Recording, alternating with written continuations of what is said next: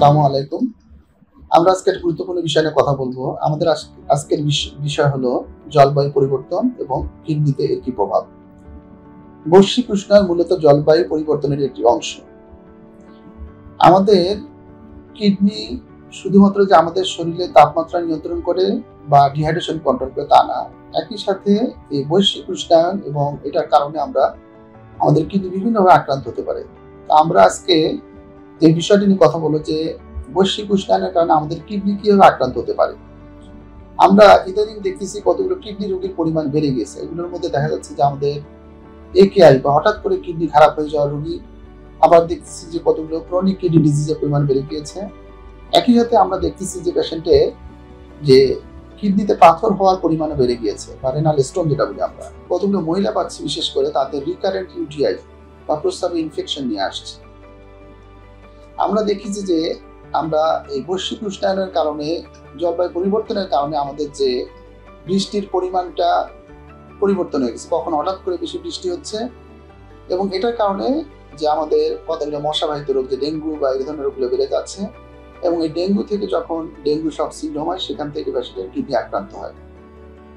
আবার দেখা যাচ্ছে যে হঠাৎ করে বন্যা দেখা যাচ্ছে এবং এই বন্যার কারণে পানি দূষিত হয় বা ওয়াটার কন্টামিনেশন হয় এবং সেখান থেকে পানি দূষিত হওয়ার কারণে পেশেন্টের ডিহাইড্রেশন, ডায়রিয়া হবে এবং ডায়রিয়া থেকে ডিহাইড্রেশন এবং সেখান থেকে কিডনি আক্রান্ত হয়। একইভাবে দেখা যাচ্ছে যে যখন অতিরিক্ত বন্যা হয় এবং অনেক সময় দেখা যাচ্ছে যে অতিরিক্ত গরমের কারণে কোনো কোনো জায়গায় আগুন লেগে যায়। বিশেষ করে বহির্বিশ্বে যে বনের মধ্যে আগুন লাগে এবং আমাদের সুন্দরবন নদীর মধ্যে আগুন লেগেছে। এটার কারণ হয় কি, বা বন্যার কারণে আমাদের যে ইনফ্রাস্ট্রাকচার গুলো পরিবর্তন হয়ে যায়, যার কারণে আমরা কিডনিকে যে ডেলিভারি, যে কিডনি কেয়ার ডেলিভারি, এটা ঠিক মতো দিতে পারি না এবং এই সবগুলো জিনিস আমাদের এই বৈশ্বিক উষ্ণায়নের কারণে আমরা প্রভাবিত হচ্ছে, আমাদের কিডনি আক্রান্ত হচ্ছে। এখন যে আমি যে জিনিসটা বললাম যে পেশেন্টের একেআই বা হঠাৎ করে কিডনি খারাপ হয়ে যাওয়া, এটা কিভাবে হয়? যখন একটা অতিরিক্ত টেম্পারেচার বাড়ে তখন পেশেন্টের হিট স্ট্রোক দেখা দেয়। হিট স্ট্রোকটা কি? এটা হলো আমাদের শরীরের টেম্পারেচারটা 40 ডিগ্রির উপরে বেড়ে যাবে, 40 ডিগ্রি সেন্টিগ্রেডের উপরে বেড়ে যাবে এবং একই সাথে নিউরোলজিক্যাল সাইন, যেমন পেশেন্টের অজ্ঞান হয়ে যেতে পারে, খিঁচুনি হতে পারে বা ডেলিরিয়াম আমরা বলি, এগুলো হতে পারে এবং অনেক সময় এর সাথে মাল্টি অর্গান ফেলিওর হবে।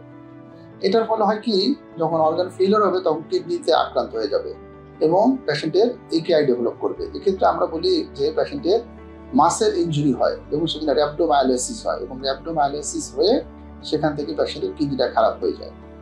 এবং এটা ছাড়া অন্যান্যভাবে দেখা যায় যে আমরা যখন এই ধরনের পেশেন্ট একেআই পাই, এক্ষেত্রে তাদের কিডনি বায়োপসি করে দেখা গিয়েছে তাদের কয়েকটা পরিবর্তন পাওয়া গেছে, যে ইসকিমিক চেঞ্জ, মানে পেশেন্টের ধীরে ধীরে কিডনিতে ব্লাড সাপ্লাই কমে যায় এবং পেশেন্টের যখন ব্লাড সাপ্লাইটা কমে যায় তখন ইসকিমিক চেঞ্জ পরিবর্তন আসে।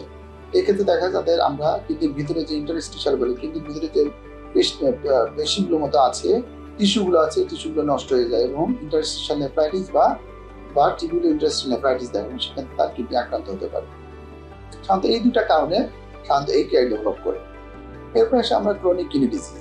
আমরা যারা আগে দেখতাম যে মধ্যপ্রাচ্যে যারা অতিরিক্ত গরমের মধ্যে কাজ করে, সাধারণত সেই পেশেন্টগুলোর ক্রনিক কিডনি ডিজিজ আক্রান্ত সম্ভাবনা অনেক বেশি ছিল।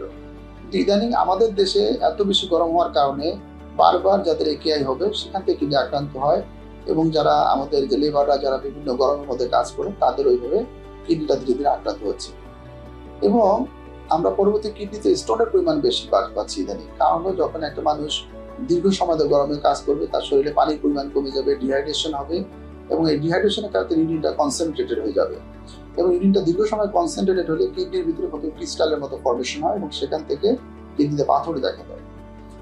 এছাড়া আমরা দেখতেছি যে আমাদের এই এখনকার সময়গুলো দেখতেছি আমরা অনেক মহিলার ক্ষেত্রে, বিশেষ করে মহিলাদের ক্ষেত্রে রিকারেন্ট ইউটিআই নিয়ে আসতেছে। এটার একটা কারণ অতিরিক্ত ঘামের কারণে পেশেন্টরা অতিরিক্ত ঘামতেছে, তাদের ডিহাইড্রেশন হচ্ছে, পানি ঠিক মতো খাচ্ছেন না এবং অনেকে যারা আছে অফিসে কাজ করেন, ঠান্ডার মধ্যে থাকতে চান, তারা বাথরুমে যেতে চান না, প্রস্রাবটা ধরে রাখেন এবং এইভাবে দীর্ঘ সময় প্রস্রাব ধরে রাখা এবং অতিরিক্ত ঘামার কারণে ইউরিনটা ধীরে ধীরে কনসেন্ট্রেট এবং দীর্ঘ সময় মধ্যে প্রস্রাবের থলিতে আটকে থাকে এবং যার কারণে পেশেন্টের প্রস্রাবে ঘন ঘন ইনফেকশন হয়। তো আমরা ইদানিং কিডনি ডাক্তাররা এইসব রোগগুলো বেশি পাচ্ছি। তো আমরা এগুলো থেকে কিভাবে প্রভাব থেকে আমরা মুক্তি পেতে পারি, আমরা কি চিকিৎসা করব? তো আপনাদের যদি কখনো এই ধরনের সমস্যার সাথে সাথে আপনারা কিডনি ডাক্তার শরণাপন্ন হন এবং আপনারা এই গরমের সময় ঘামবেন, ঘামলে অতিরিক্ত যে দরকার যতটুকু পানি তার সে পরিমাণ পানি খাবেন এবং যতটুকু পরিমাণ ঠান্ডা থাকার চেষ্টা করবেন এবং প্রস্রাব আসলে সাথে সাথে প্রস্রাব করে ফেলবেন।